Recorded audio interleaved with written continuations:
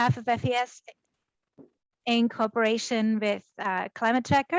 And as you can see, I think Christiane has already started the recording of the session. So just to let you know, she will be in charge of logistical details. And since we announced that this session would be recorded for further use, I hope that's okay with everyone. It'd also be great if you could mute your speakers when you're not speaking yourselves. And yeah, that's it for the logistical part. I think you can ask your questions in the chat, or if there's any problem with the link, you can ask Christiana directly, or if you have any questions that are related to training and content, please feel free to just use the chat function for everyone. Yeah, like I said, this is our first of 3 climate briefings that we will have before, during, and after this COP that's coming up next week. Yeah, I'm very happy that we are able to have this briefing in a digital format, because it will enable us to include a lot more people who might otherwise not be joining our briefings. We usually do have these briefings also in cooperation with Climate Tracker that happen on the ground on the COP premises during COP, which means that only the delegates that are actually traveling with us are able to join us for the briefings. But I'm very happy that somehow this strange new world of digital and hybrid formats allows us to have this briefing and include a much larger audience, both from Climate Tracker and FES networks, to inform ourselves, strategize together on the COP issues that are relevant for our work, get to know each other, and learn from each other and work with each other. So because we only have 90 minutes, without further ado, I would like to pass the word to our trainers for the session, which I believe are Chris and his colleagues. And maybe, I'm not sure if we do have enough time, Chris, but I think it might be a good idea to do just a very short round of introduction. If we keep that short and sweet, but I will leave that up to you as the trainers for the session. Thank you. No, absolutely. And thank you so much for the introduction, Yvonne. My name is Chris Wright, and I'm with Climate Tracker. And I'm joined in this call by Lina Yassin, by Paul Adepoju, by some of my other colleagues as well who are also joining. So thank you so much. This still does count as work time, don't worry.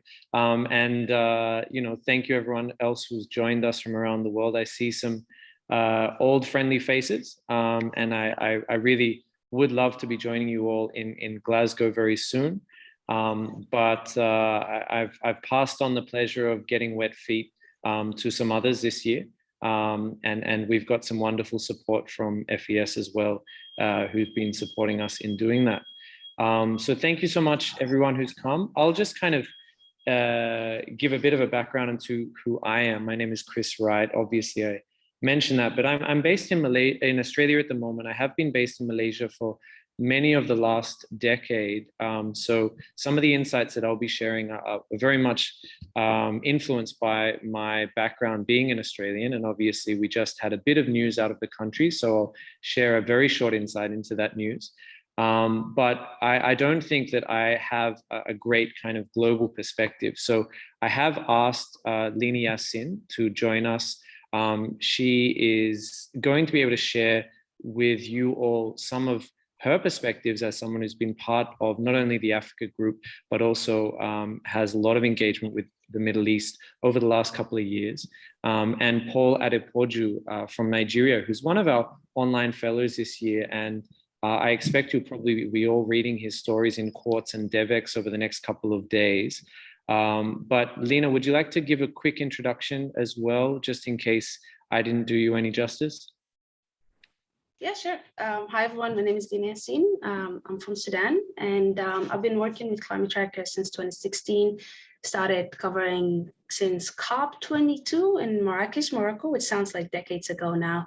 and I've been working with Climate Tracker up until last month, and I'm now based in Oxford. I'm doing masters on environmental change and management, and I will be joining the Climate Tracker team in the second week in Glasgow.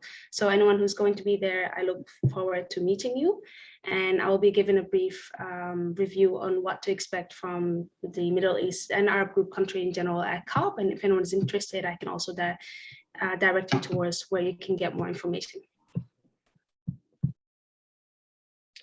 And Paul, do you want to maybe try to give a similarly kind of beautifully specific and brief introduction?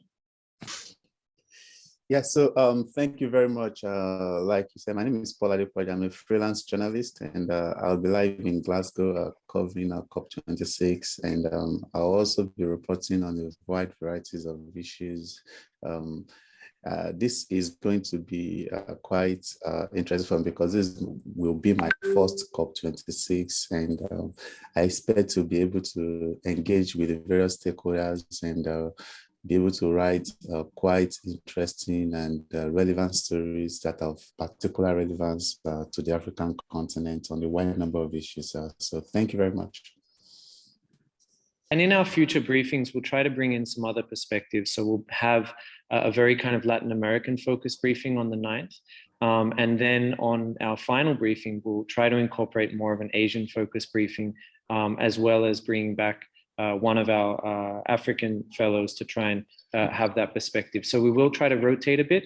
We'll keep making sure that there are global elements to all the trainings, but we will try to kind of make sure that we balance some of the perspectives coming in. Yvonne, did you want to open that introduction up to everyone, or do you think we should dive in? Yeah, that's a good question. We are quite a lot of people, which is great. It's 53, so I'm happy that so many people found the time to join us today. Not sure whether that might be a little too much to do a round of introduction if we want to get to the gist of COP later on. So what I would suppose, maybe people who do want to share why they joined the meeting and where they're coming from could do that in the chat so that everybody can see it, but we would continue with the training content right away so that we don't miss any more time. If that's okay for everyone, unless I hear a video somewhere, then we can of course do a full round of introductions. Well, if at any point that anyone wants to interrupt me as I'm giving the first presentation, feel free to do so. And when you do interrupt me, please introduce yourself when you do so. That might be a great opportunity for you to kind of share who you are and your expertise. We have a few other Climate Tracker members on the call as well. Feel free to introduce yourselves in the Slack, guys, and I'll just jump into it. So I'm going to share my screen, if that's okay, and walk us through a bit of a presentation. Now, I'm assuming that in this call, we have people who are both maybe newbies to COP and also maybe quite experienced. So I'm going to try and incorporate a bit of a slow run up and then kind of really race through the last parts of it, if you like. And that way we'll have this kind of global picture, and then we'll pass it on to kind of Lena and Paul to give kind of a Middle Eastern and an African perspective. And obviously Lena's going to add some of her insights from COP over the years, and Paul will obviously add a bit of the kind of broader, context in which this is happening. And hopefully you'll be sick and tired of hearing about COP26 by then. So thanks so much for joining. And I just wanted to outline that we will be covering a couple of things here. I'm going to start with a bit of ancient history because I think a lot of people dive into these COPs as individual events and don't necessarily take on some of the kind of history behind it. And I'm not going to start that ancient history from the beginning of COP. I'm going to kind of race through the 90s, if you like, and early 2000s, but just use them as a bit of a background to show how both COP is often an event that is important for negotiations progress, but is also an event that's obviously important for larger announcements. And I think this year we will see much more of a focus on that large announcement side of things than the negotiation progress. And just highlighting, if you are kind of listening in and you are shuffling papers and such, your microphones might be picking it up. So you might want to mute yourselves if you can. And obviously, if it doesn't, you might end up meeting in any case. But in the news, as you might have seen, Australia now has a net zero goal. Big announcement from Australia. Many Australians are very, very kind of frustrated over the last month. There has been a really interesting political debate around climate change in the country. If you don't have a political debate in your country about climate change, say, for example, you're in Malaysia and it seems to have just kind of progressed nice and easily without any real debate, and you miss that debate, feel free to listen to Australian news. It's pretty funny, but it is very frustrating. And one of the frustrating things is that in that net zero announcement that you might have seen, this is actually a graph from their net zero plan. And if anyone who can read those bottom headlines in that graph can see, there isn't a lot of real policy there. In fact, most journalists have looked at this and said, this is not a plan. Obviously, the 20% reductions to date, the 40% technology investment roadmap, which basically is trying to invest in solar panels and hydrogen. Then that 15% global technology trends is literally technologies that don't exist yet. And they've literally said it as technologies that don't exist. And then that final 10 to 20% is potentially offsets. And that's how they apparently add up to 100%. And anyone who does that maths knows that it doesn't really add up to 100%. So that's a development from Australia. I think kind of now, if we look around the world, we have about 73 countries that have net zero plans. Some of those countries have very, very kind of clear plans behind them. Some of them don't. And some of the plans behind them are as bad as this. So I think it's kind of a very interesting landscape of kind of climate plans and mitigation and all of these actions. And sometimes it gives you a lot of hope and other times gives you less hope. And this was certainly one of those lesser hopeful moments. But just to dive in and make things fun for people, when was the UN Convention first created? And I might call on Seema Prasad for this. So Seema, if you can unmute yourself, and if you don't know it, give your best guess. But if you do know it, you get to show everyone kind of how much you can look into the past. So Seema, can you take a guess?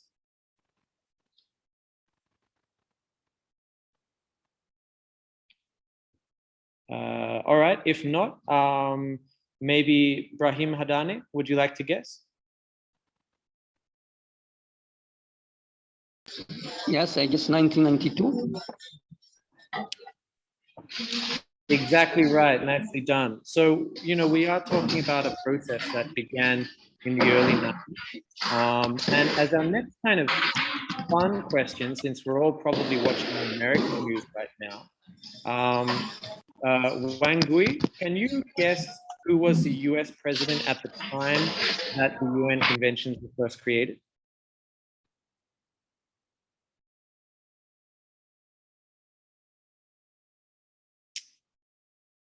All right, Wang Gui, you are on mute just in case you've missed that. If not, I might call on someone else. Could Tim from Fes Aman give it a shot?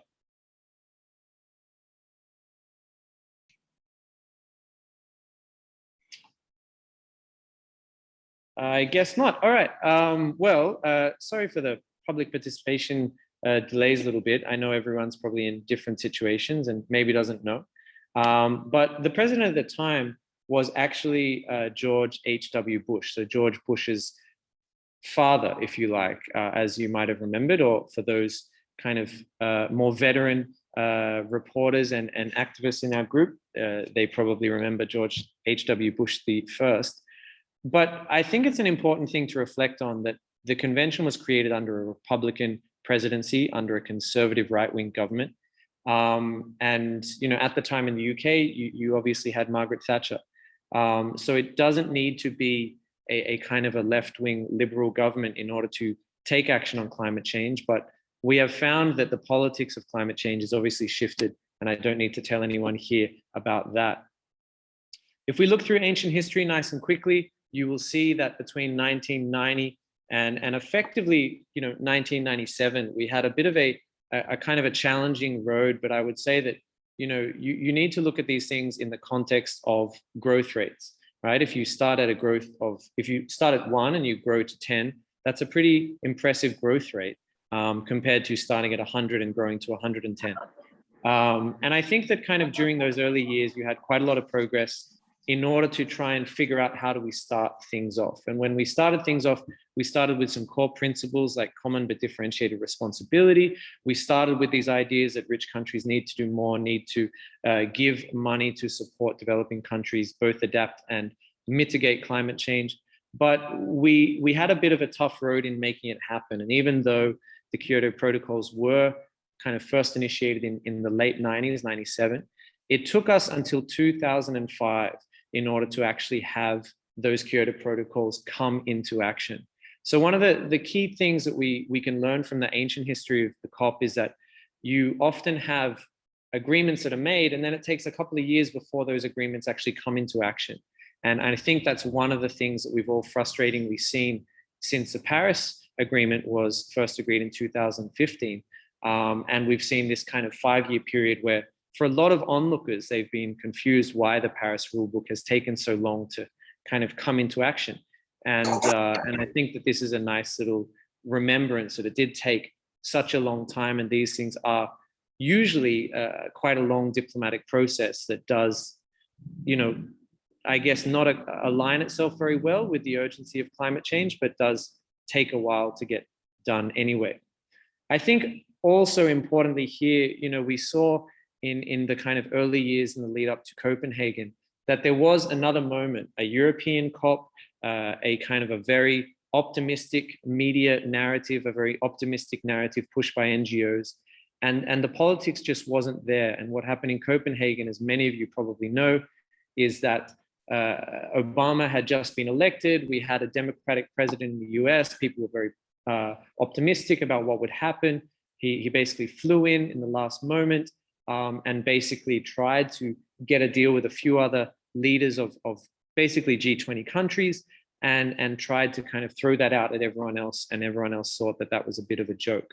So that really turned negotiations on its head over the next couple of years.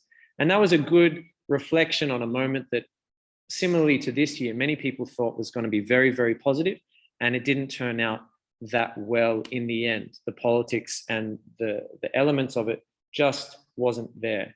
And just to check that people are listening, Robert, quick test. The Kyoto Protocol was negotiated in 97, 98, but when did it actually come into force? Robert Muthami, that's a quick question for you if you care to try and answer it. If not, no worries. In 2005? Exactly, great. My microphone is obviously working and you are listening, Robert. Thanks for that.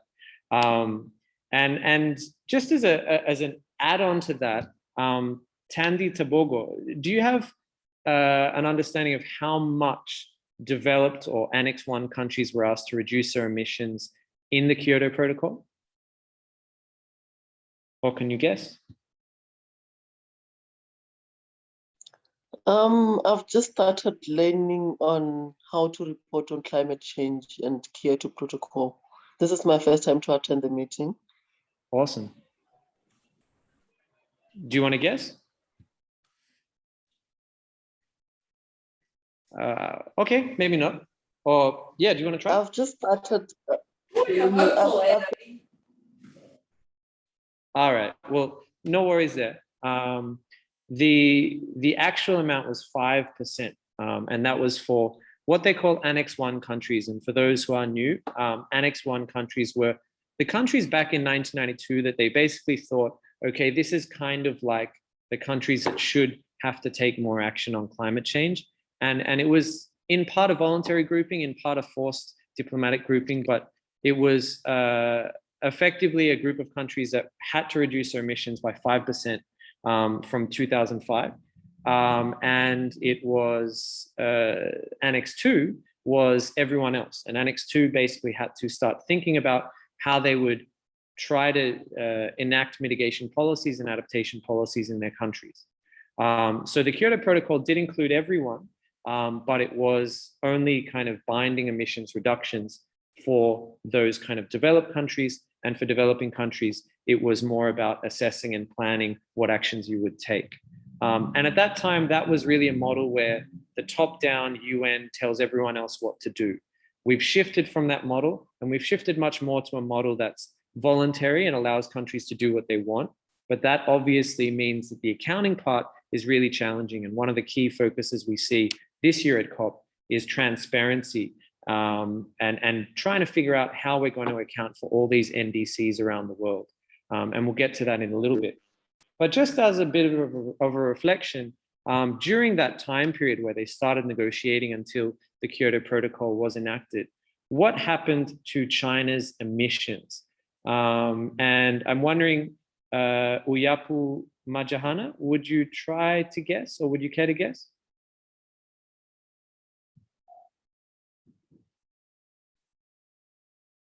Maybe not. Christian, Uyapu, could you try to guess?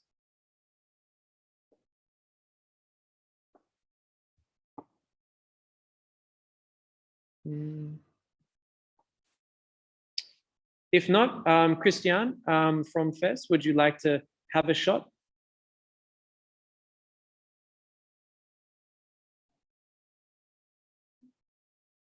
You are unmuted at the moment, but you know, any guess is good, but if not, they doubled. So effectively what we saw is around the world, both in China, but around the world, economies were changing. They change every year. It's part of the economy. And over that kind of 15-year period, emissions in particular in China, in parts of Asia, in parts of Latin America, really transformed quite a bit.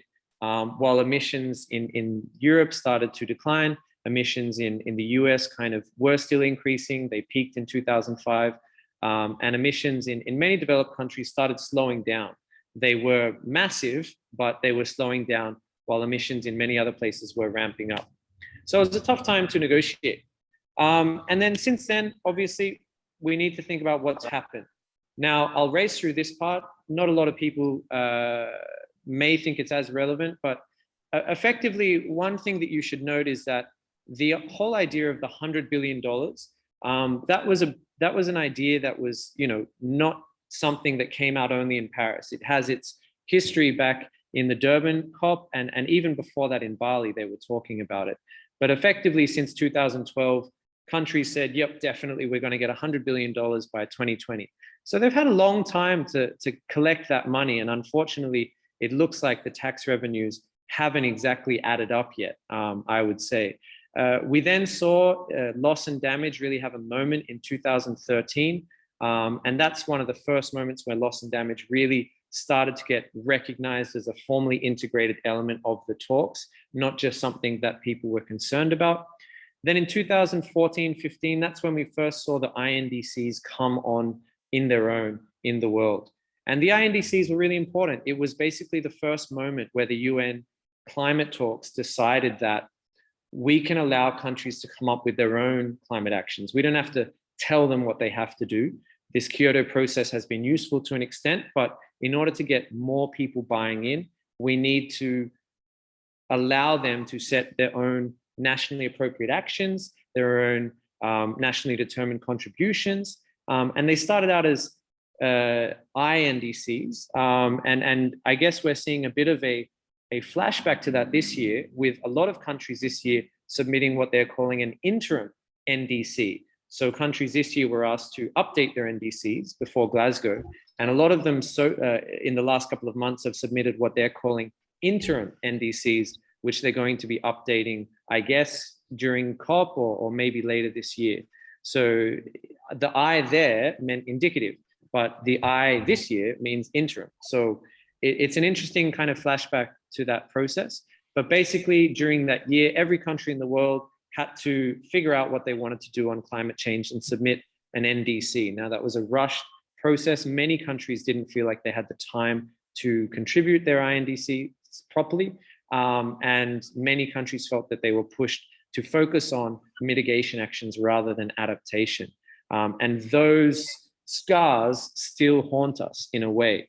But what we saw in 2015 was French diplomacy really kick off, and we saw a pretty incredible COP moment in 2015 that was, I would say, a lot of credit has to go to Tony de Brum from the Marshall Islands, who really ignited a kind of a unique global alliance around 1.5, around long-term goals, and really kind of allowed what they called a moment in history. Now, I put this slide up because this year, obviously, Alok Sharma and Boris Johnson are hoping they similarly have a moment in history. And I think later on in this discussion, we can argue whether or not that's the case. But the key elements of the Paris Agreement are these. It needs to be universally binding, that countries can do what they want. Developed countries promised finance of $100 billion. There was a promise for 1.5 degrees to be a goal.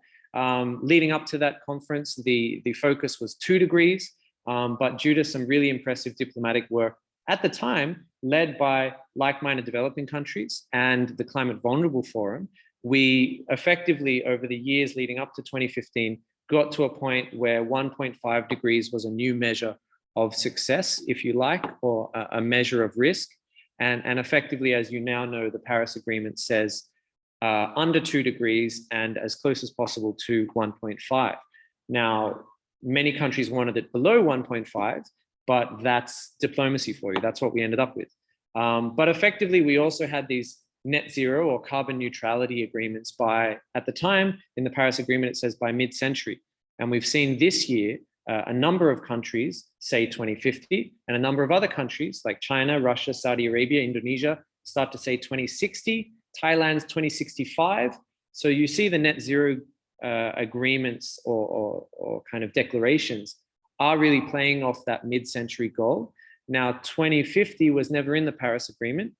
So you can argue that countries like Saudi Arabia aren't necessarily going against that agreement, but you might argue that, you know, the spirit of mid-century certainly is 2050. But a key element of the Paris Agreement was also balancing adaptation and mitigation. And we see now, even leading up to COP26, there is this very clear argument about whether mitigation and adaptation are getting as much respect as each other. And I suspect we will see a lot of discussion and negotiations this week and in the next 2 weeks around both a global adaptation goal and around kind of how much financing goes towards adaptation, particularly after 2025. But now is a moment just to throw it out to you know, our kind of audience here, and I might kind of turn to Flora Horvath. You know, you might have just heard about the Paris Agreement. You might be a long time kind of COP watcher, but do you have any thoughts about what the limitations of the Paris Agreement might be? It's 20 hours. Could you explain a bit more about the word limitation, like what the goals or about the countries they have to fulfill the agreement? So could you, like, it's universally, and I don't know, like maybe it's a time limitation, what you mentioned, I don't know. No, it's a good point. And it's not the clearest question. Maybe kind of, you know, what are some of the not so good elements of the 2015 Paris Agreement, and what are some of the good elements? Yeah. In general. I don't know exactly. So, I mean, I just remember the German legislation on like fulfilling the NDCs and like the Paris Agreement. I just remember that was like the financial elements, maybe, I don't know, they are limited, what you could be supported. So I don't know. I really, honestly, I don't know. Well, I think you're highlighting a pretty good point, to be honest, that one of the limitations is that for countries to take it seriously, they did have to legislate the Paris Agreement into law, and many countries didn't do that. Now, the Paris Agreement was basically fully signed on the next year, and it was the fastest ever UN agreement to be kind of fully subscribed. But it's a self-declaration. Sorry? It's a self-declaration, so it doesn't mean, so if the countries don't fulfill these goals, it doesn't mean that they have a punishment or they have some kind of consequences about the lack of action. Yeah, absolutely. And you know, that's one of the challenges, both from an accounting perspective, but also from a kind of actual climate action perspective. In a voluntary system where you can suggest your own actions, it's very hard to enforce any kind of increases in those actions. It's very hard also to enforce any sort of transparency, clarity for everyone. So if one country wants to do actions on agriculture and another country wants to do actions on energy, it's very hard to kind of align those countries so that they're all doing the same things in the same way, on the same timeframes, reporting on it in the same way, using the same methodologies to report on it. And that's some of the challenges we find in these negotiations ever since, where it comes to the Paris rulebook. We've got all these great voluntary actions, but trying to get countries to then agree on how they're going to record and update those actions in the future has been very difficult ever since. So it's really great to kind of get everyone on the bus and get everyone to dinner at the same time. But now we're asking everyone to kind of order what they want. And right at the end, we're saying, okay, but everyone chips in the same amount of money, right? Even though some people had a $30 meal and some people had a $10 meal. So it's very hard to kind of take that actions forward. So we're stuck in this moment where I think it's a transit point between voluntary action and collective accounting, which is very difficult as a negotiations point. So these were some of the kind of elements of it.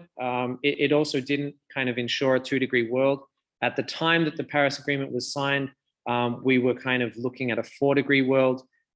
Progressively, every COP, they kind of update what we're looking at in terms of the amount of degrees of warming. This year, we are kind of, it seems like we're looking at about 2.7 degrees of warming, maybe 2.4 if everyone fulfills what they're promising to fulfill. And that sounds scary, but it is a big step away since 4 degrees, 3.7, 3, 2.9, all these updates that have happened over the years.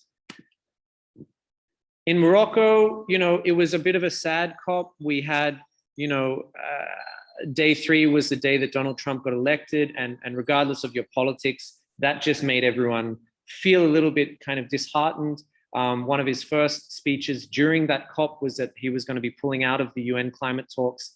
And effectively, the larger countries, while it is a consensus process, they do dictate a lot of the enthusiasm and a lot of the optimism and hope around these talks. It was ratified, the Paris Agreement was ratified very quickly, but it was a challenging moment for the talks. In the next couple of years, you had some progress on common accounting plans, which was really positive, and a lot of people felt very good about it. And you started to get some carbon neutral pathways coming in. This is when, Germany, Canada started saying that they would go carbon neutral, started kind of kicking the ball rolling, that we've now seen 73 countries sign up to, basically. And back in those years, you started to see some of the most vulnerable countries take the biggest action. And you saw the Climate Vulnerable Forum, which is a group of small island countries and some very vulnerable countries in Asia, effectively, and Africa, effectively take the lead and say, we're going to be 100% renewable energy. And I think this was pretty incredible progress. And then we had last year in Madrid, and these were some of the big kind of challenges out of Madrid. We had this moment where a lot of people thought the Paris rulebook would be finished, but we had this kind of sticking point around carbon markets. And effectively, one of the challenges was that when carbon markets were being developed in the Kyoto Protocol process, you had the Clean Development Mechanism. There were some things that countries thought they were allowed to do. And certainly India was promised a lot of funding and support for some of their projects under the Clean Development Mechanisms, that when the Paris Agreement was signed, people just kind of assumed that they wouldn't take forward and they wouldn't carry over. And India was obviously hoping to carry them over. And this became a real sticking point in the talks last year. We also had challenges from Brazil in the way that they account for their carbon credits in the Amazon in particular. And we also had some really, really dodgy land use kind of challenges from Australia in the way that they wanted to kind of utilize carbon credits from the past. Now, this in a way is also inherent in the nature of when Paris happened, some of the other parallel processes were still ongoing and were a little bit hard to kind of argue either way whether or not they were meant to have stopped or they would have meant to have carried over. So these are definitely issues that are carrying over this year. I can say that soon after Madrid, the Australian negotiating team effectively said that they would kind of weaken their stance on carbon markets. And it looks like we have had some progress on carbon markets throughout the year. But then the final kind of sticking point was this discussion around, we were meant to have this agreement that was created back in Durban that was meant to highlight, $100 billion and developed countries would take incredible action before 2020. And we had this line of negotiations that was all about pre-2020 action. And a lot of developing countries were very, very justifyingly arguing, we're now at 2020, what happened to all that pre-2020 action? And I think that became a real sticking point in the negotiations where we have got to that kind of turning point, and there is a lot of valid questions being asked.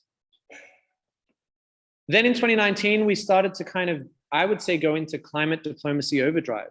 The UNSG Summit happened. It was one of many kind of global summits that started to incorporate kind of climate issues that previously hadn't been incorporated. You obviously had the Rio Summit in 2012 that kind of incorporated a lot of environmental aspects, and you had the biodiversity summits that year also. But I would say the UNSG Summit was one of those moments where we started seeing climate action really being taken out of the UNFCCC format exclusively, and started to kind of be featured more and more in things like the G20, in things like the G7, G8, in things like the UNSG summits. And I think that this is a positive move, but what we see is that you get a lot of announcements that aren't backed up by negotiations or legislation and such like that. And it becomes much more of this voluntary scheme where every summit, someone has to come up with a new voluntary mechanism. And this can be confusing not only for negotiators, but also for NGOs and people who care about these issues, because it's a lot harder now to figure out what all the different actions are. And there's a lot of different organizations who are working very hard just trying to account for all the different actions and pledges and statements and coalitions that are going on around the world. And I think that that's kind of become a new challenge of watching these UN climate negotiations. But one of the incredible things there is that, at that conference and ever since, Antonio Gutierrez has basically kind of put out this pledge and this kind of key commitment to have no new coal plants. And this was an incredibly proactive stance for a UN Secretary General. And I think that kind of he's risked a lot of diplomatic capital on it. And I'm, incredibly grateful that he's done so. I don't think my gratefulness really counts for much, but I think as a UNSG to attack an individual industry and to basically say, sure, we're in a voluntary mechanism, but I don't want this to happen after 2021. It's pretty radical. Obviously, I think that if you are from a country that's struggling with electrification issues, you might not think it's so diplomatic and so graceful a stance. I think we've all seen the relative power of the UN this year when it comes to COVID and COVAX and vaccines. And I'm sure many of you currently are or know people who haven't had the chance to get vaccinated, not because they didn't want a vaccine, but because it simply hasn't been made available. So I think that shows, for many people, a valid skepticism of the UN. But, the world is as it is, not as we would like it to be, unfortunately. And this year we have seen a global power crisis. We have seen incredible COVID debt increases, particularly in countries that, had thriving hospitality, tourism sectors. And we've basically seen stalled economic growth in many parts of the world for the last 18 months.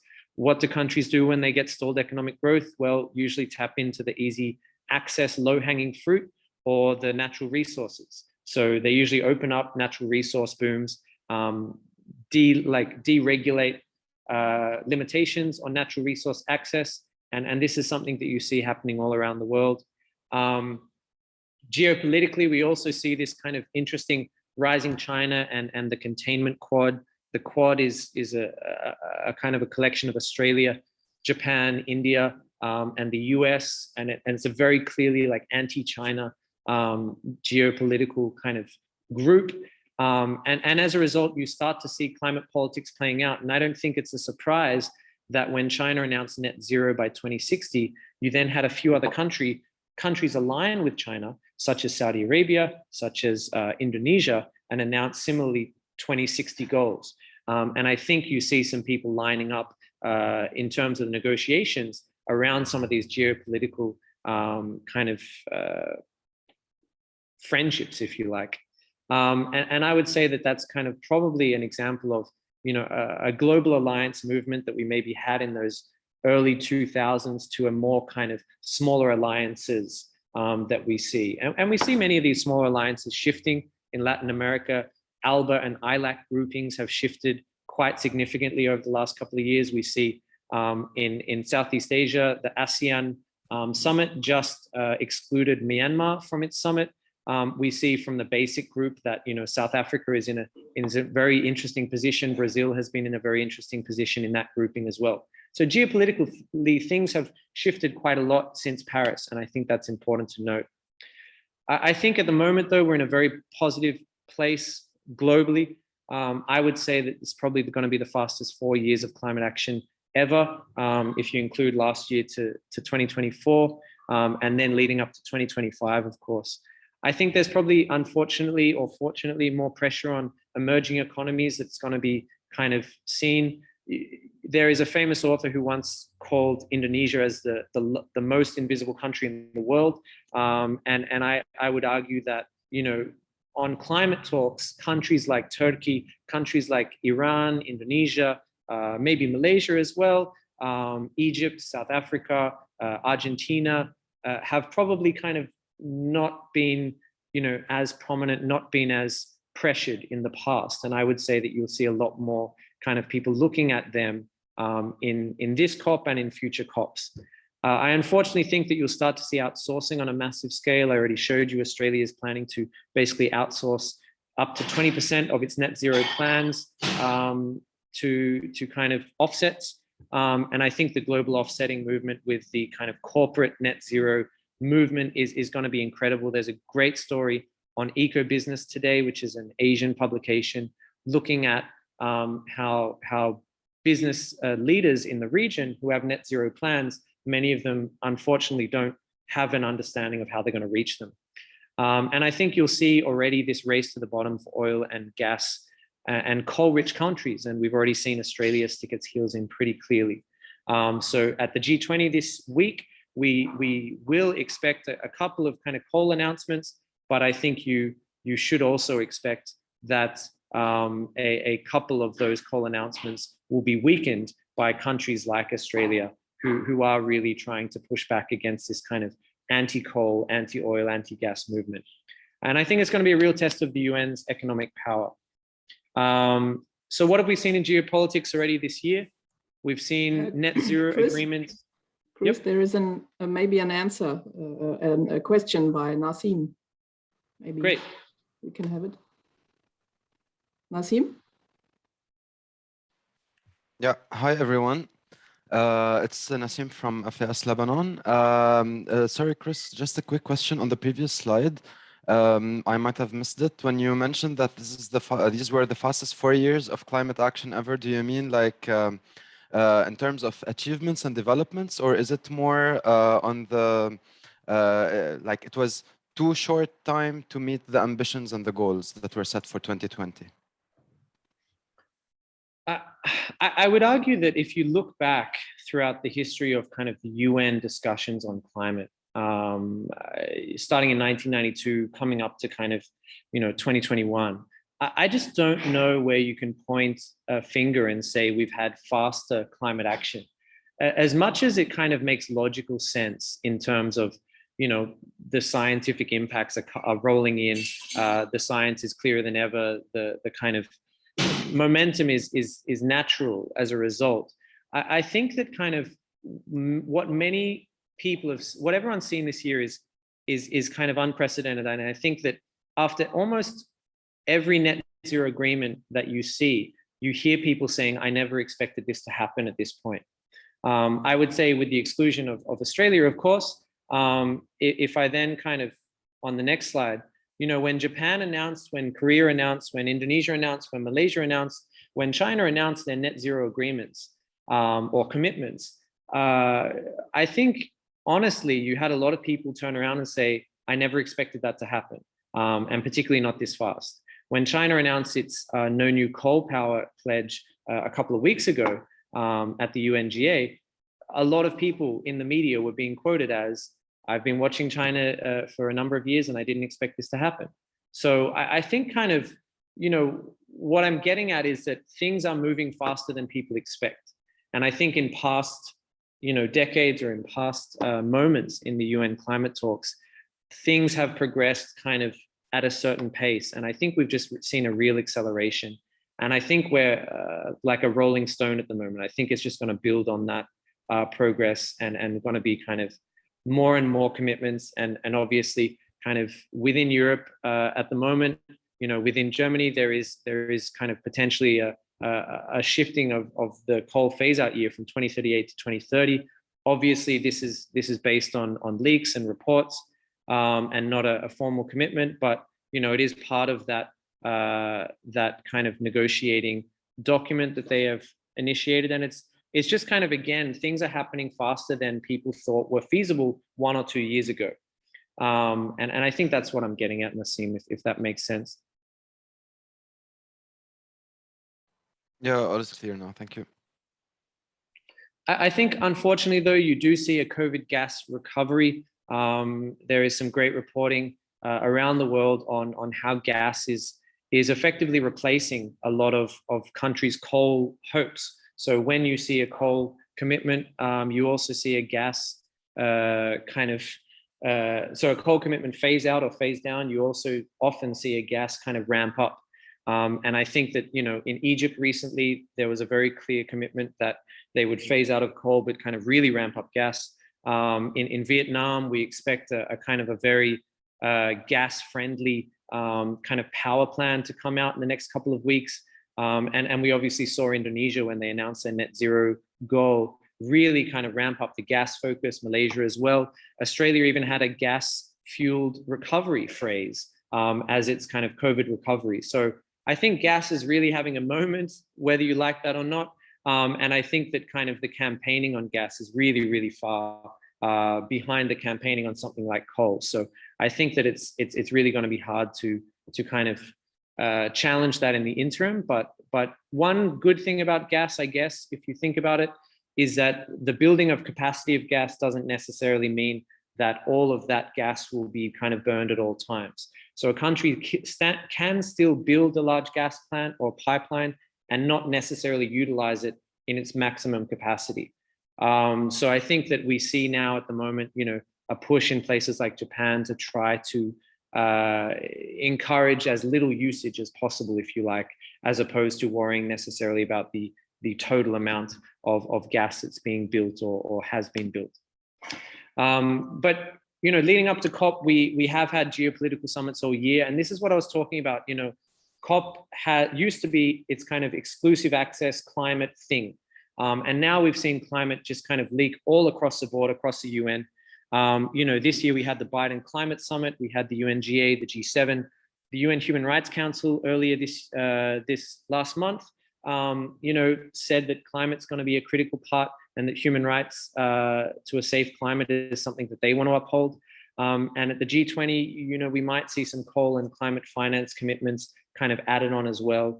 And I think that if you look back to G20 events, to UNGA events 5 years ago, you simply didn't see the same amount of focus of climate in all of these different aspects. Climate was a very exclusive thing for the COP process. It wasn't something that people understood as part of, you know, all of these other processes and geopolitical trade and economic trade. We have seen some big reports already this year as well. The World Health Organization released a bunch of big reports. Fatih Birol has basically kind of led a bit of a transformation at the IEA in terms of what their reports were saying even a couple of years ago to what it's saying now. And you know, those reports are now more than ever focused on a very clear transitional energy focus for developed countries and not just for developing countries. And it's gone from a point where groups like the IEA are not saying things like, oh, well, coal will be around here forever, and we basically kind of, the energy systems of the world won't transition, to now saying, it looks pretty clear that things are going to transition, and this is exactly how they need to happen. So that's kind of, I think, an interesting change. Alok Sharma obviously flew to 30 countries this year, and that was as of August. I think he's flown to a couple more since. And the geopolitical kind of push has been really clear. And I think you see very clearly after Alok Sharma has been in country, you see a push for a doubling of their 2030 pledge, if possible, a push for a net zero commitment, and a push for a doubling of finance by COP if they are a finance contributor. And I think that this is something that, you know, has been probably a bigger focus of their diplomacy than I would say a similar hosting country has had since Paris. So that's a great thing, but you know, the political realities of the world this year aren't as they were in 2015. And I think that kind of the question of whether this will be a success really does kind of come out this year. And you obviously saw Boris Johnson at the UNGA say that he wants a coal, a cars, a forest, and a cash kind of commitments this year. And this is what I was flagging around. You know, it's not just about the negotiations. You will see a strew of pledges, commitments, and elements that kind of previously weren't really in COP before. 3 years ago, coal wasn't really discussed at COP, and now it's one of the 4 kind of key points that Boris Johnson is talking about.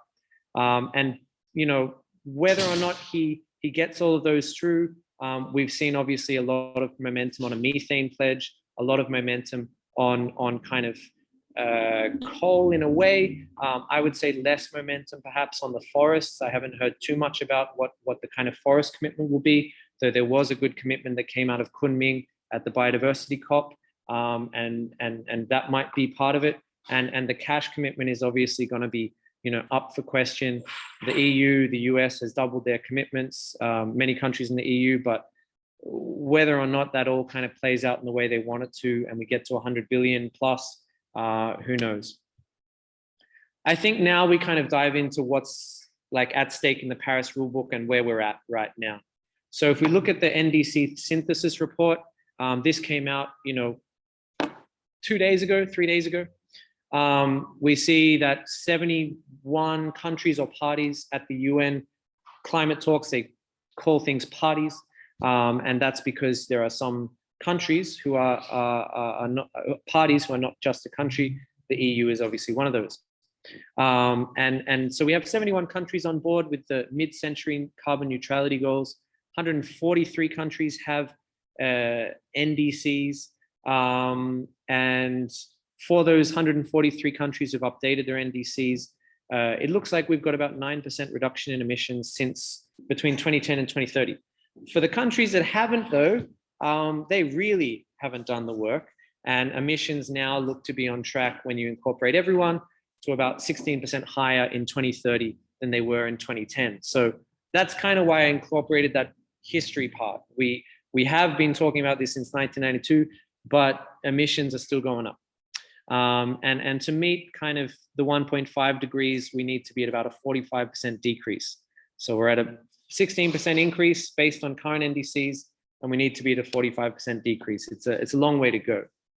On Article 6, as I mentioned, you know, this article talks a lot about how we get to a kind of a carbon neutral world, if you like, and how we use carbon markets to get there. There are a few kind of key ones that people are really focused on. Usually you'll hear people talk about 6.2, 6.4, 6.8, and they will kind of be key elements of the talks that people will be concerned about or interested in. I think that kind of on double counting 6.4, we might see some progress. I think on 6.8, we may also, and I think that you'll see an informal note come out pretty quickly that basically kind of says that we're in a better position than we were last year, but we're not necessarily home free. You know, we'll see how Brazil goes. We'll see how India and Australia goes. They're basically the key countries that kind of were blamed in Madrid for holding things up. Whether or not that's blame is valid is another thing, but that's where a lot of people will be looking for movement there. On transparency and common timeframes, we see that a lot of the work on transparency, at least the COP presidency believes that has been done.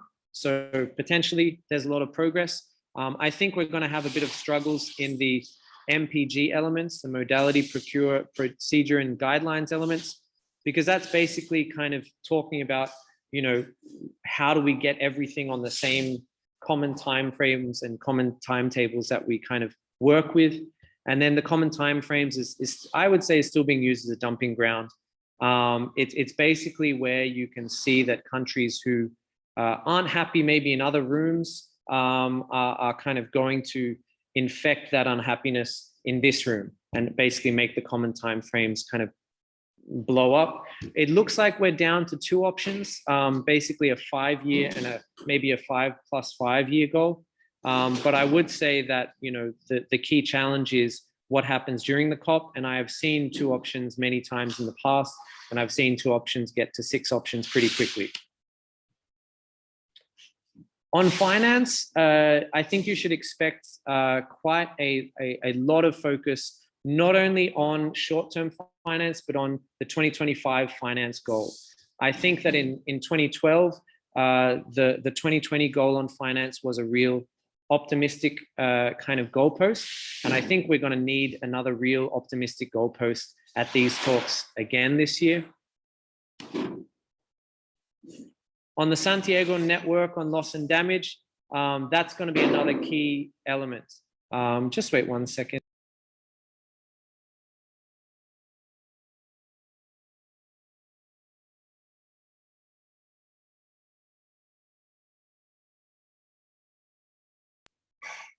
All right, so sorry about that, guys. But on the kind of loss and damage element, I think we're going to see a lot of kind of push to basically make loss and damage a clear, not only a clear work plan, but have its own maybe secretariat, have its own budget, have its own interim arrangements going forward. Whether or not all countries agree to that will be a real talking point. But I think that kind of the focus on loss and damage this year is going to be making it practical, making it real. In the past, it will still be used as a very important kind of talking point, but I think this year there's going to be a real focus on, are we going to make this a real element that we are going to act on? Wrong direction. And then on adaptation, I think another key kind of talking point, Bloomberg Green has listed it as one of 5 kind of key elements it wants to see at COP26. You see a global goal on adaptation will be a real focus. And I know that many countries will come to the COP with a clear date and a clear kind of maybe a dollar sign in mind for how much funding they want to see on adaptation and what they want to see in terms of a global goal on adaptation. I think that this will be a real sticking point for some countries who haven't been as open to adaptation discussions in the past, want to see focus on mitigation. But I think many developing countries, particularly least developed countries, will really come to COP hoping to get this as an outcome. And I think that kind of, if we get a timeline and a work plan on the global goal for adaptation, then that might be a kind of a happy endpoint for many countries. But I think what that exactly means might be up for grabs. And that's where maybe we can have a chat, or maybe Lena and Paul can kind of highlight some different perspectives. And just lastly, I wanted to note a key messaging shift. A month ago, Alok Sharma said that COP needs to be the COP that can science call to history, was talking very optimistically that this is the last chance for climate action, was talking very optimistically that this needs to be kind of the moment. And even in the kind of the COP26 social media feed right now, you do still see things saying this is our last chance to take action on climate change. Unfortunately, very reminiscent for me of Copenhagen, where again, it was called the last chance. And due to geopolitical challenges, maybe things don't align. And on October 27th, it wasn't a big headline, but I noticed Alok Sharma said that Glasgow must launch a decade of ever increasing ambition. And I would say that while this wasn't a big kind of media headline, that this is a clear shift in messaging and a clear kind of shift towards maybe a less optimistic focus, and maybe kind of looking to frame COP26 as a clear moment to kind of transition over the next decade. And I think for those who are working in kind of the global kind of climate community, we have to reflect honestly about the incredible amount of progress that has happened this year. If you look at the coal plants that were planned in 2015, about 76% of all those coal plants planned have been cancelled. About 56% of kind of the OECD is kind of basically coal free. We have incredible amounts of progress on this net zero goal and on the NDCs, like we've never seen before. And we have now, you know,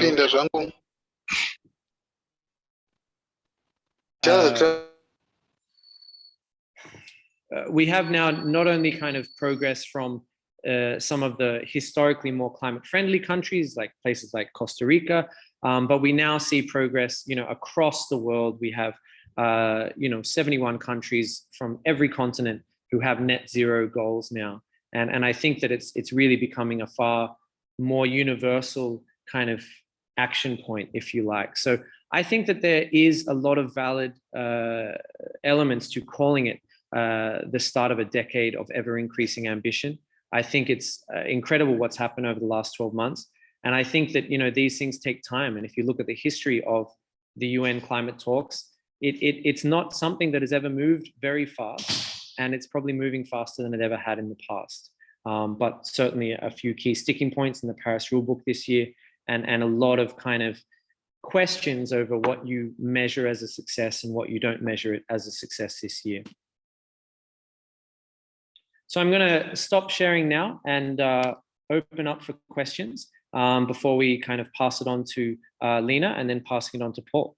So any questions?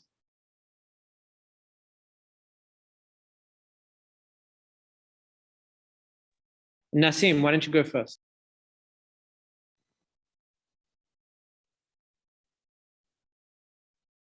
Yeah, hi. So sorry, it's me again. We've seen in many of your slides, or you mentioned at least, that there has been a lot of change in the messages being sent, or in the ambitions, or in the goals, or in the commitments as well. How would we assess or tackle these changes from a very objective or a more scientific point of view?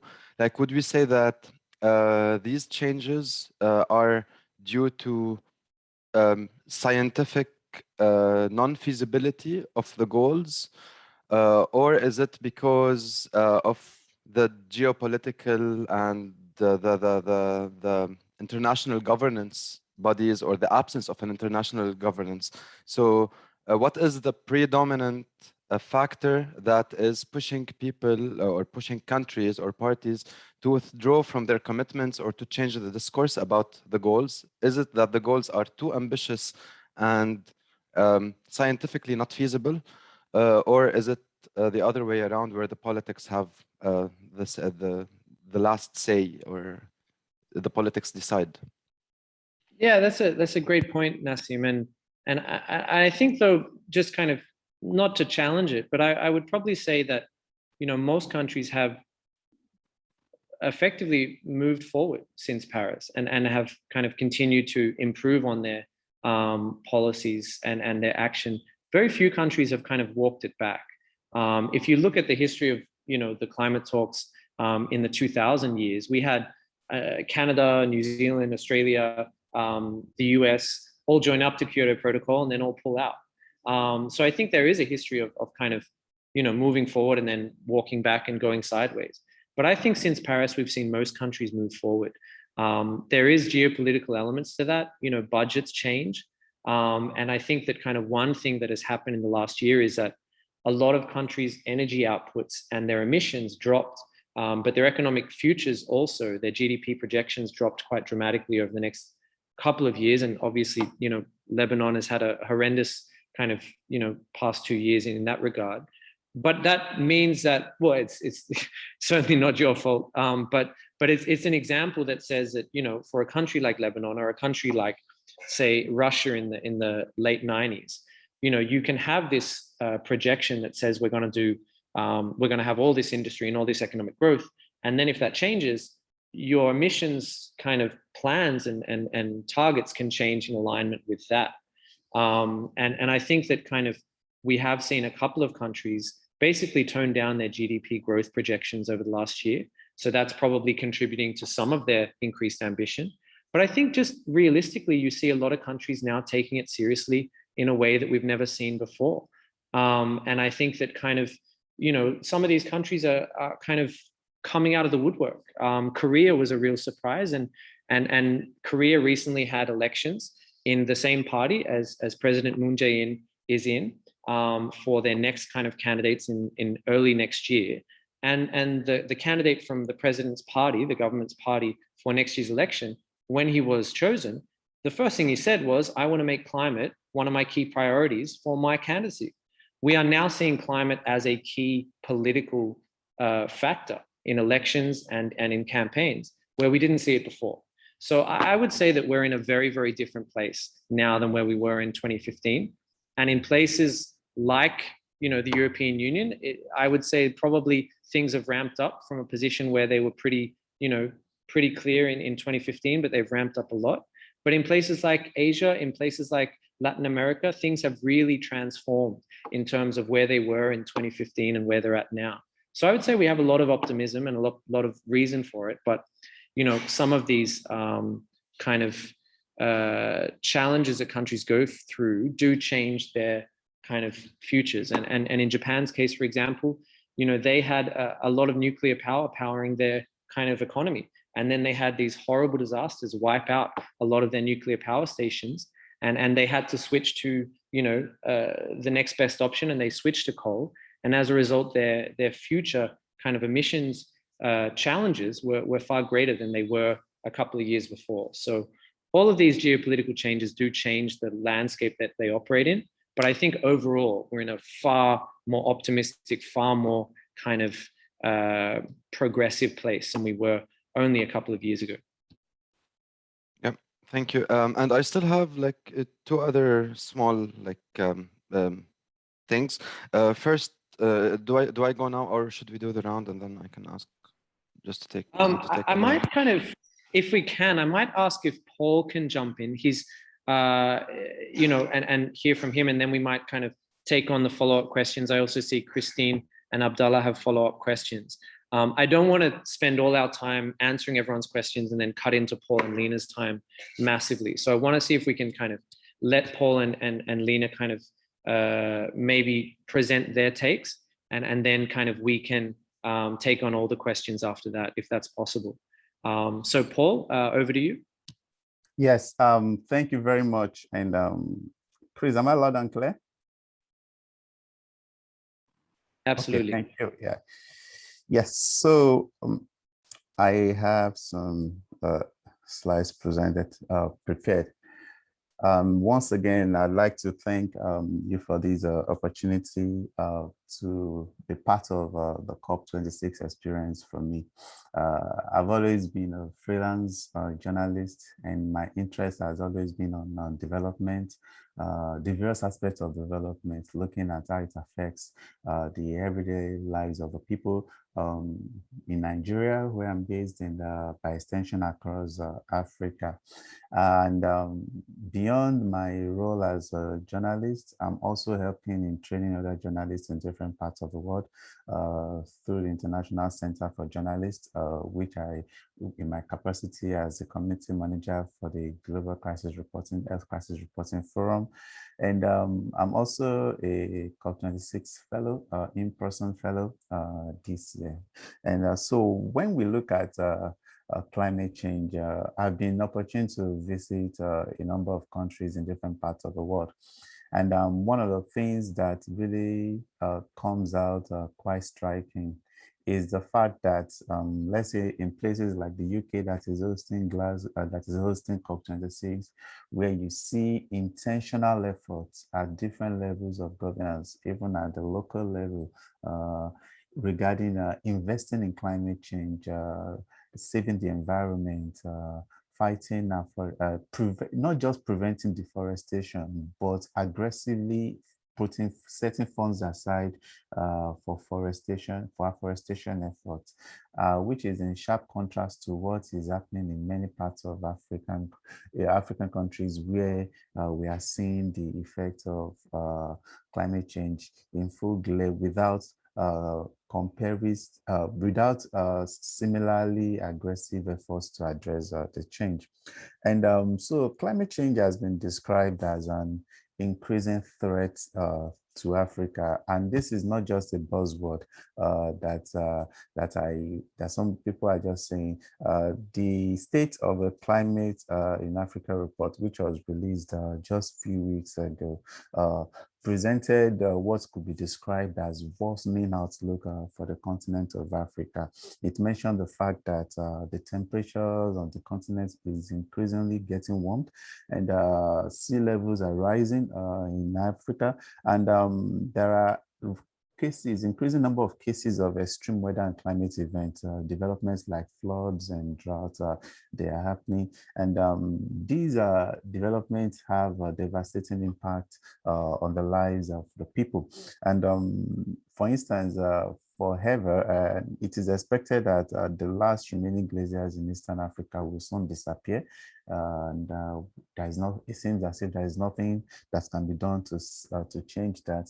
And we also have these climate change impacts and the impact of the environment affecting the everyday lives of the people. We have conditions like malaria, for instance, which thrives in warm temperatures. And with the temperature increasing, malaria is increasing. And you know, malaria is one of the deadliest diseases. And malaria has killed more people in Africa than COVID has killed in Africa. So we have this becoming even more severe with climate change being left unaddressed. So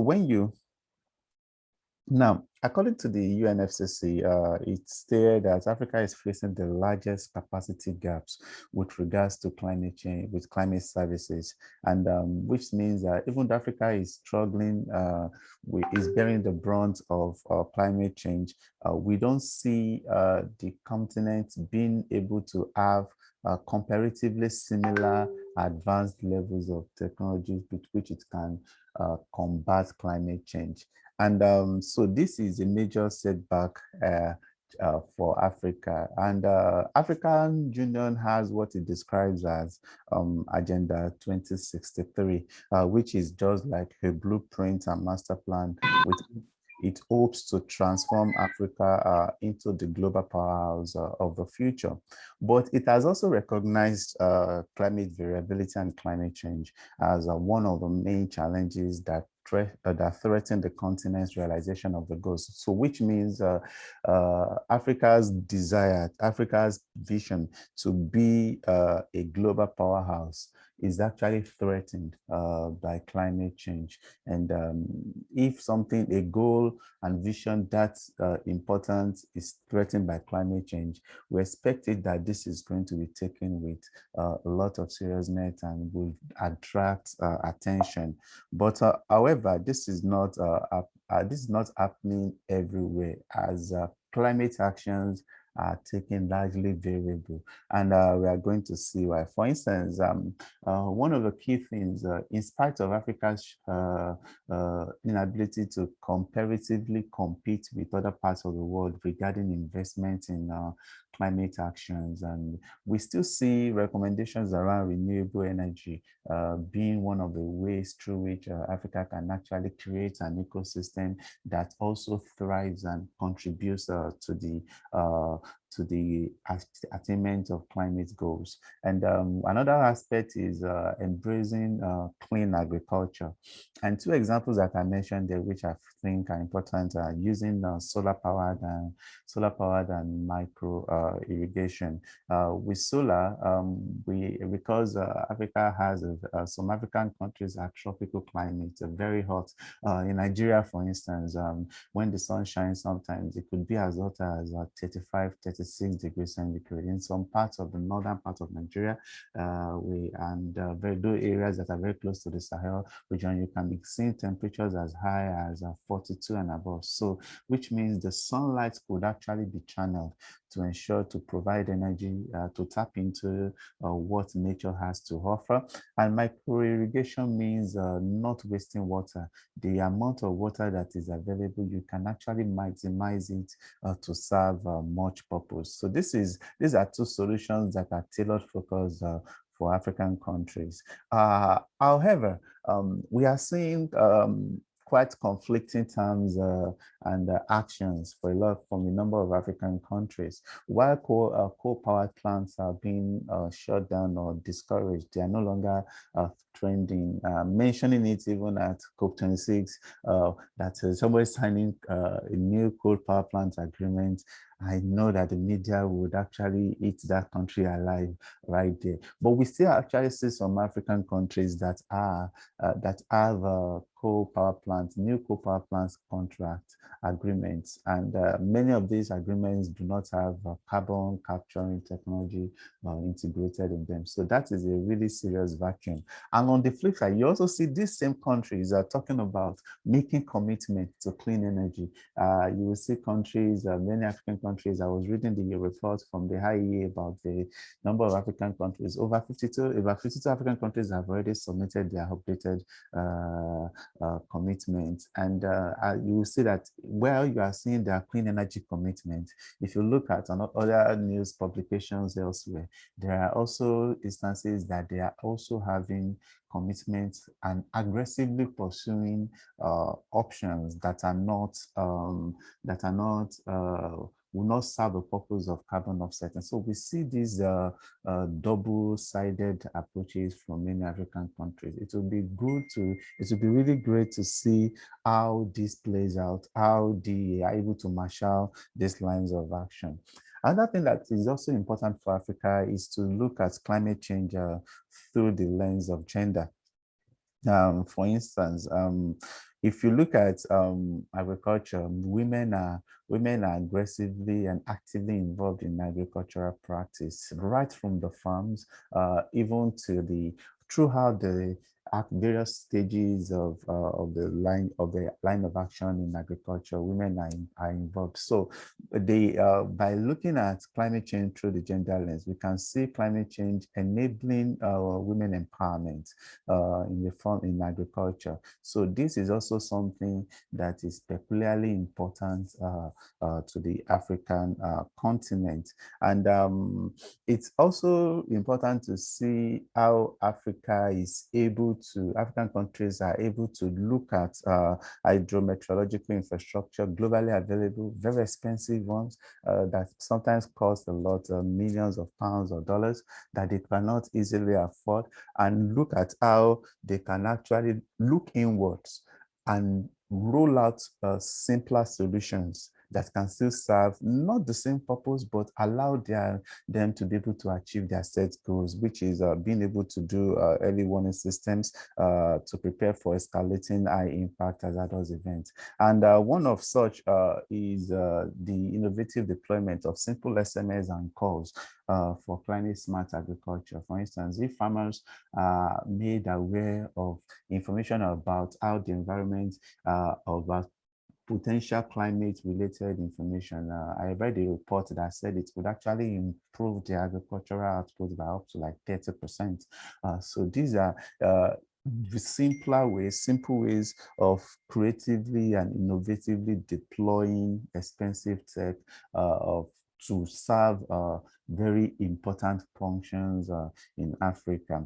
Then another conflict of interest for many African countries, especially the oil-producing ones like Nigeria and Angola and the rest, is how can they actually reduce the greenhouse gas emissions, especially when you know that the gas, many of them, gas flaring is still a major challenge in many oil-producing African countries. So our discussion, what is also of interest will be how can these countries be able to reduce, to deal with that major source of greenhouse gas emission that could quickly offset the imbalance that the odds that are stacked against them, and also the longer-term conversations around reliance on fossil fuels on by these African countries is also a conversation. How are they going to fully commit to diversifying their economy? For instance, oil remains the major source of revenue for Africa's most populous country, which is Nigeria. And so if Nigeria cannot solve that is over reliance on oil, it's simply on fossil fuel, it simply means it cannot really make very landmark and important progress in its climate change goals.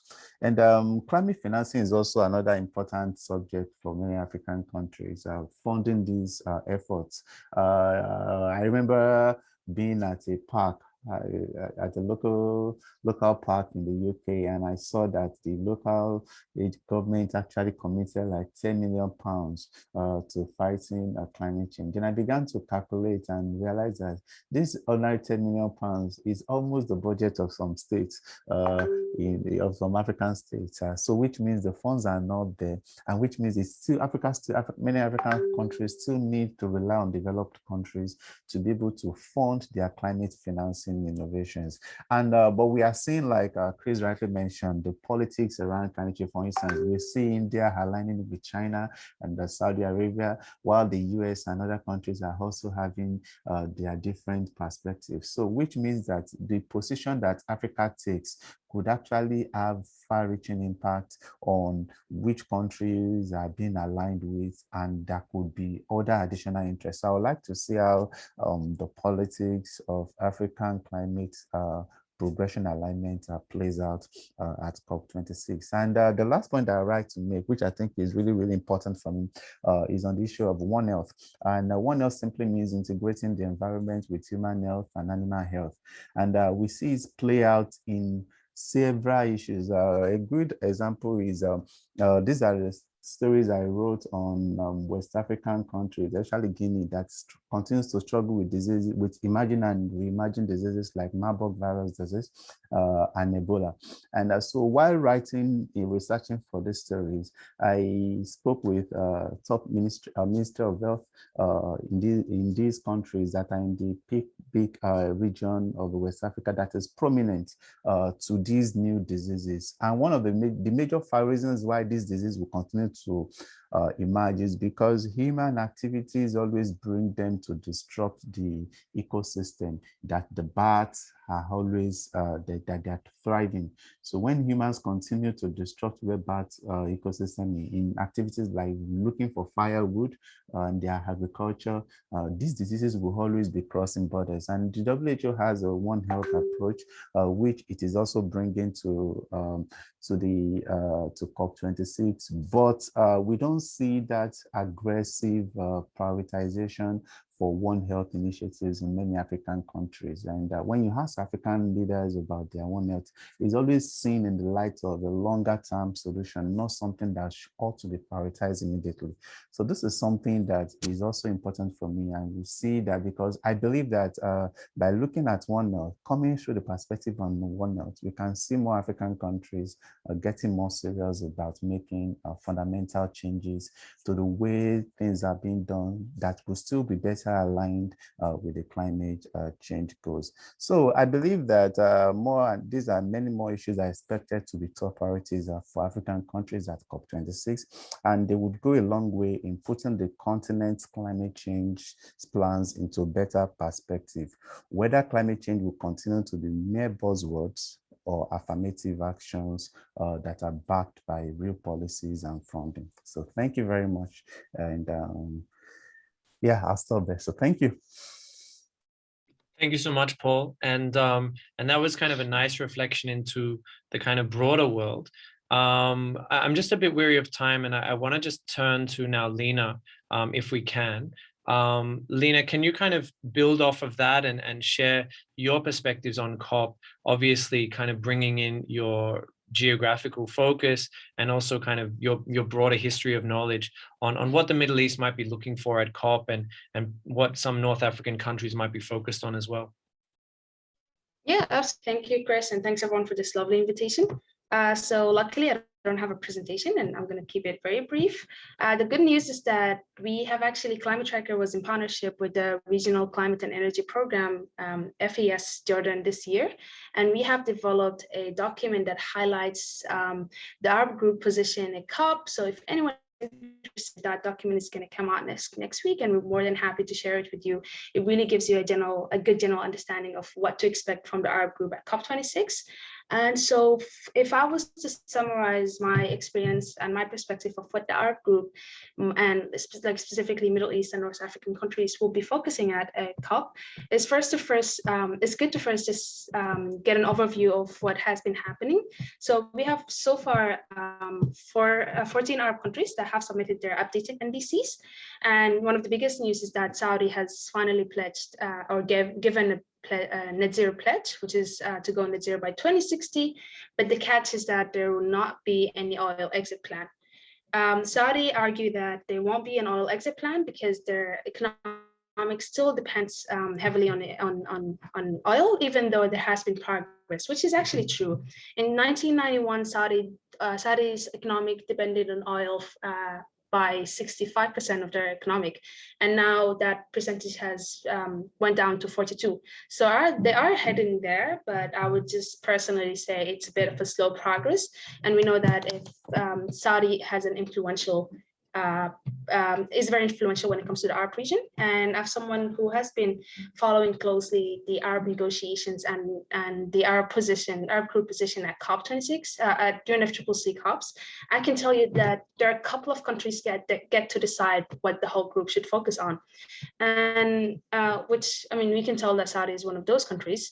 But generally speaking, and building on what Chris and Paul were saying, the Arab group position in the general articles for example, mitigation, the Arab group is very focused on the fact that there should be a very clear distinguish between developed and developing country, or as the UNFCCC like to call them, Annex 1 and Annex 2 countries.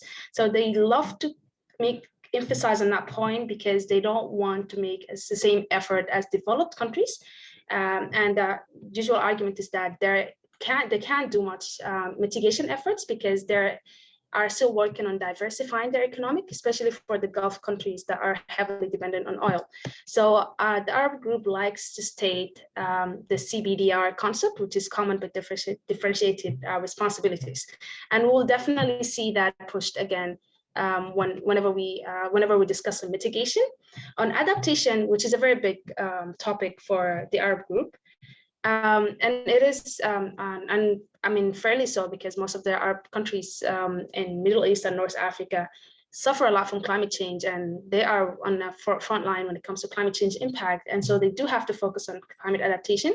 You would see that, and I'm expecting this again in COP26, that they will call for a balance between the funds that go for mitigation and adaptation. And they will also they have been calling for more predictability in adaptation finances. Because, and I've discussed this with my own delegation from Sudan, they've been arguing that it's very hard for countries to come up with plans for adaptation projects when they don't know what's the amount of money allocated for it globally. So they've been calling for more predictability. And another thing that developing countries have been pushing for is the establishment of an online system where countries can put their adaptation communications. So adaptation communications are basically a way for countries to highlight their priorities when it comes to adaptation and the support that they need, either through technology transfer or through finances.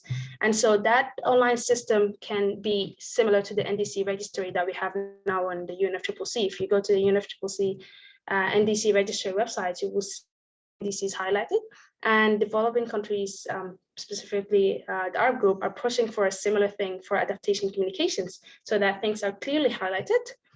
And in terms of finance, the Arab group has already expressed their disappointment in the fact that the 100 billion goal will not be met. It will actually be 3 years late, if you have read the recent news.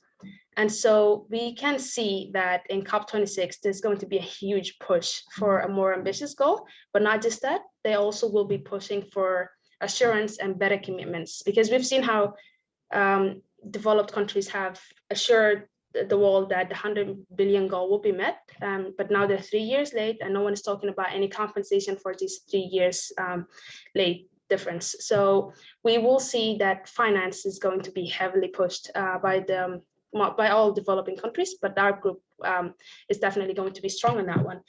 And finally, on Article 6, I don't want to get into details, so I'm just going to highlight the main articles. On Article 6, if anyone has been following the news, Saudi has prevailed in last September that they are planning to become a regional host for carbon market credits. So they want to facilitate the carbon markets credits exchange in the Middle East region. And so this already indicates that there's a lot dependent on them for this article. So we will see that our group is going to have a strong position when it comes to Article 6. They will really, one of the things that they're heavily pushing for is the allocation of some of the funds to go to the adaptation fund through the shares of proceeds. And this will be a very clear position. I personally have been trying to cover or follow the Article 6 negotiations since I can remember. And I'm not very optimistic specifically on that article, but like Chris mentioned, there's a lot of pressure on this COP to be a successful COP. And I think this will lead to a breakthrough somehow. The next couple of years are going to be very fast-paced when it comes to climate action. I absolutely agree on that. But I think we just need to keep in mind, and this is my personal opinion, when there's a huge, countries don't want to repeat Copenhagen. Every country, all governments are traumatized from Copenhagen because it was a huge failure. And they don't want COP26 to be another Copenhagen. And they will try as much as possible to not have it be that. But my problem is that we might be expecting way too much out of this COP to the point that it might end up being a fake success. So the media and countries will try to promote it as something that is really a breakthrough, but it might be a fake success in a sense that nothing is really viable. There's no clear commitment, and we will just keep saying that this is a net zero target that we will possibly achieve by 2050, but we have no strategy for it. And we've seen a lot of countries doing so far. So I think we just need to be really wary about this. But overall, I think this is what we can expect from the Arab group at COP26. Again, if anyone is really interested or will be covering, I know some people here are experts when it comes to the Arab group positions, so you can refer to them, but I'm more than happy to refer you to some of the negotiators who will be at COP. I'm more than happy to send you the document that we worked on with FES Jordan, so you can have a better idea of what's the Arab group position in most of the articles. So we tried to cover the main articles. I think we covered 12 articles in Paris Agreement. So you will get a very good understanding of where the Arab group stands in all of those articles. And finally, the document will also highlight the challenges that face the Arab region when it comes to negotiating on climate change. And ironically, one of the challenges that we highlighted in our research after talking to 15 experts in the region is that the political instability does impact the Arab group position at COP because there's a high staff turnover. So every year we have a new delegation that is not following up on what the last year delegation did. And I can give you a very recent and very sad example. Sudan, if anyone has been following, there's a military coup in Sudan right now. And the current government has been dissolved. The airport is closed, so everyone is worried about the fact that the delegation from Sudan might not even participate. And even if they participate, do they represent the real government? Because we don't have a real government at the moment. So I think it's really interesting to think about how the political instability impacts the negotiations. And it's going to be interesting to see what's the outcome of COP26. But I think we really need to keep in mind that not everything should be framed as a success, and we need to be really wary of how we define success. I'm happy to take questions, but again, I'm also happy to just send you all the documents that we have. Thank you. Thank you so much, Lena. And we're at the top of the hour where we kind of said that we'd end off. So if anyone wants to kind of jump off right now, thank you so much for joining us. But I'm certainly willing to stick around for a few questions. I get the feeling that Lena might be interested in taking a few questions if there are them. And so if anyone has any questions right now, obviously we skipped through a few in the past, but simply raise your hand and we'd be happy to kind of jump on. Abdullah, do you want to jump in first? Yes, thank you, Chris. My name is Abdullah Shamali from FES Climate and Energy in the MENA, Climate Energy Project.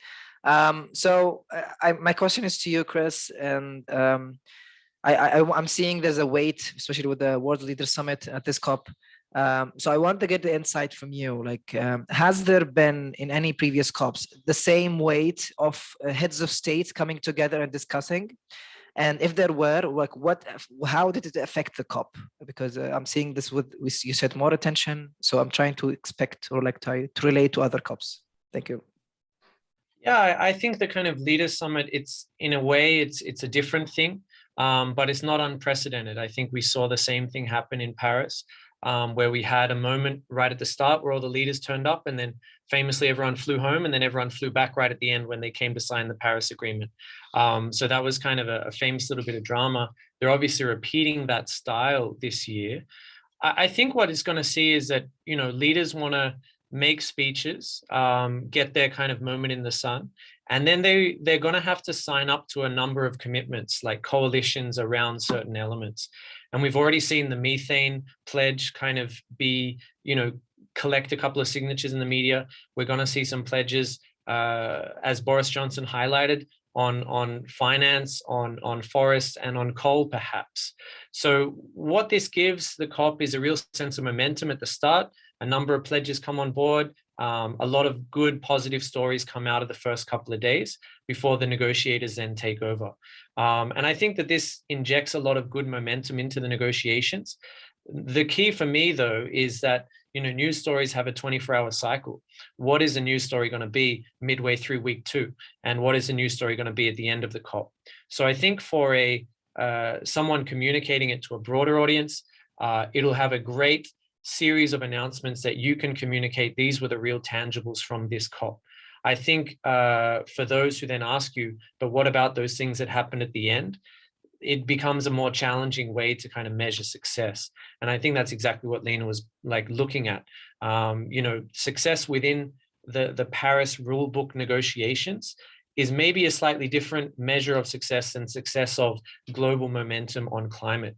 And that Leaders Summit is going to try to be the global momentum piece, and the kind of November 12, 13 final negotiations is going to try and be that rulebook piece. And we'll see if both of them fit together. How about Gig Menash?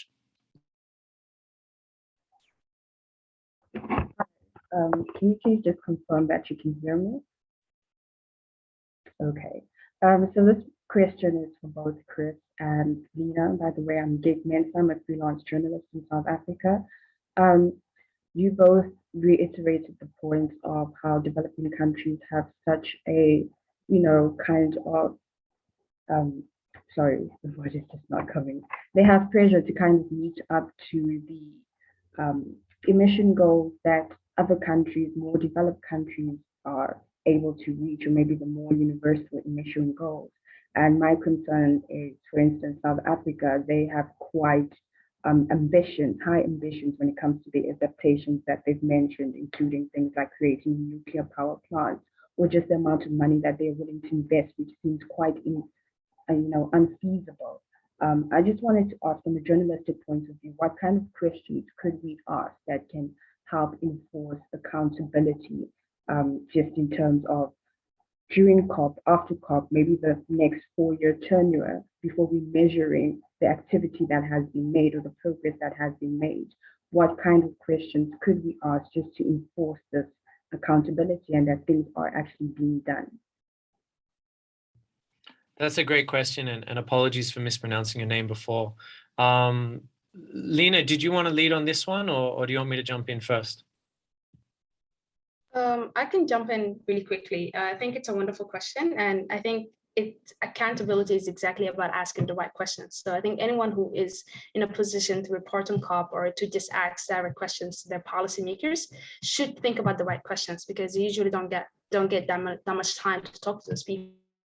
And I think when it comes to those really big pledges that countries are making right now, like the net zero by 2060 or 2050, one of the main questions that you should ask is, what's your strategy planning to get there? And do you have milestones? Like, can we measure this? I think these are really important questions, because right now most countries are making this vague pledge and are hoping that their administration, because it's the current administration, won't have to worry about this, because another government will be in power in like 5 or 10 years and they will have to worry about it.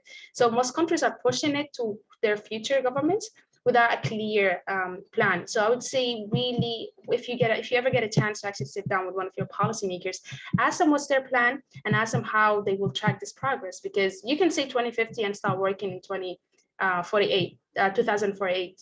So you need to have a measurement, a really clear measurement, of how we're going to achieve this process and how it will actually be a reality by 2050 or 2060. What do you think, Chris? Yeah, I agree with that. And there was a good point made in a debate here in Australia recently that 2050 for Australia, and we have like 3-year political cycles, is more than 12 elections away. It's 12 governments away. So I think that kind of looking at their roadmaps and their plans for developing countries, many countries have kind of conditional and unconditional targets of their actions. So conditional means if we get stuff, we'll do it. Unconditional means we'll do this regardless of if we get stuff from other countries. And stuff is technological transfer, finance, and kind of political support. Perhaps debt relief this year as well, because debt relief's been discussed quite a lot as a kind of COVID plus type of financial support. But I would ask particularly questions about what are those unconditional and conditional elements? What are the things that trigger you suddenly saying, okay, we've now received the kind of conditional support we were looking for, and we can now ratchet up that progress. And if they are asking developed countries for more clarity and reliability of funds, what does that mean to them? And then you can ask developed countries, okay, my country or this country is asking you for this type of reliability. Why can't you meet that? What are the things that inhibit you being able to provide that sort of transparency and regularity to that funding? And then you can start to piece together that puzzle of what that conditional pledge really means and what would actually kind of flick the switch to make that a reality. You need to get that kind of clarity on where the support's coming from and if it's coming, but you also need to get that reality of, what does that actually mean from your home country or your other host countries you might be looking at. So hopefully that helps, Gig. And last question, Christine. Thank you, Chris. Okay, so my name is Christina Santi. I'm a trade unionist from Ghana. In your presentation, you spoke about the adaptation, and then you were saying that you are looking forward that most of the developing countries will be coming in, looking at adaptation findings. And I want to find out from you whether you think that adaptation finding will help us to get to the point of a net zero target of cleaner energy, where Lena also spoke about credibility, in the adaptation finding. So looking at those two, will it help us to get to the target that we are looking forward to get to? Thank you.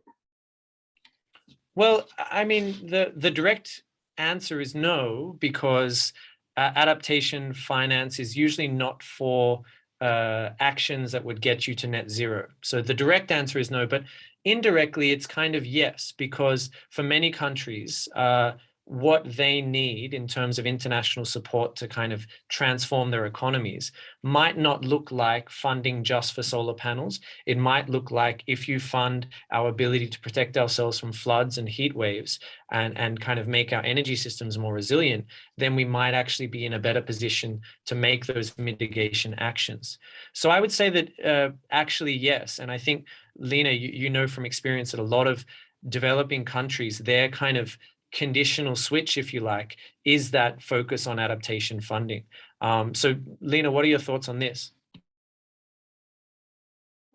I think you're right. And I think, so the key problem with adaptation funding is that, I mean, you have a country like Sudan, for example, even with our updated NDCs, I would say 90% of our NDCs are still conditional, and they're conditional for that for having funds related to adaptation, because our NDCs are on adaptation.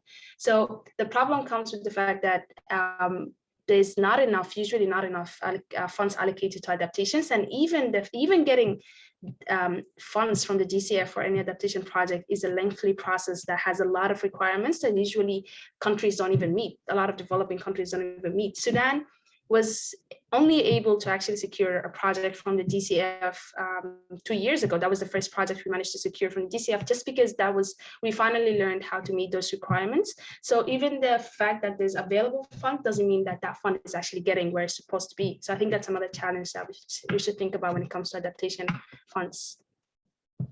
Yeah, and this is exactly what, you know, that developed perspective is very different.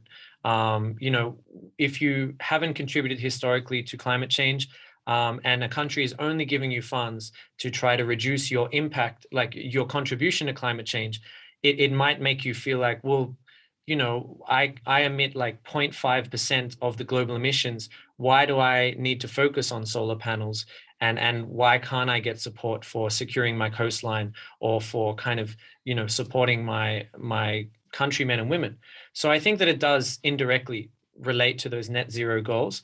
And I think that if we did see a big transformation of the way adaptation funding is kind of planned for and is given out, then you would see a lot more, particularly African countries and Southeast Asian countries, really start to make more progressive commitments on climate mitigation as well. So I think it's an indirect key that unlocks things. Unfortunately, we are right at the kind of, I secretly negotiated a slightly little bit more of time, and we're right at the end of that slightly bit more of time, so I don't want to push it anymore. We do have 2 more of these sessions lined up. Nasim, please feel free to email me. My email is chris@climatetracker.org. Lena is at lena@climatetracker.org. Feel free to email the questions if you have them. We have 2 more sessions. Our next session is going to have a real focus on Latin America, but also give you an update on the talks midway through. And then the final session is going to be a recap. What did we actually achieve at the talks? And it's going to be from a series of journalists who were there, covering it from their different global perspectives and kind of what they thought and what their countrymen and women thought that were there. So thank you so much for listening to me babble on for far too long. Thank you for listening to Paul and Lena as well. And back to you, Yvonne. Yeah, thank you so much. That was excellent. I think that was a really good start. I think that was a really, really comprehensive and good overview of, you know, what is happening at COP, the history, no matter whether you are a COP expert or a newbie. I think that was really good. And yeah, I'm looking forward to our next call. As Chris has said, it will happen in the 2nd week of COP on Tuesday. Please feel free to join us again. Please feel free to ask your questions, and have a good day, and looking forward to seeing you next time. Take care, everyone. Bye-bye.